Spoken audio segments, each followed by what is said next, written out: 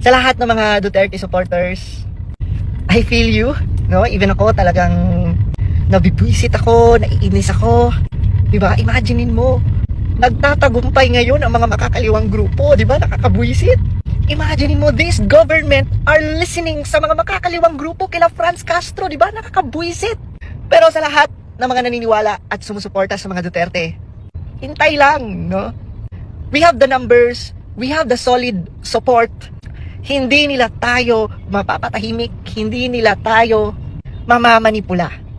Although yes, sobrang grabe si VP Inday Sara. Grabe ang Marcos administration. Grabe yung paggamit nila kay VP Inday. Tapos nang hindi na nila mapakinabangan kasi nga nanalo na sila. Grabing pang barubal, no? Grabe ang gigipit nila kay VP Inday Sara. Alam niyo mga lods, na ako naaawa talaga ako kay VP Inday Sara. Pero alam ko naman, VP Inday Sara, matatag ka VP.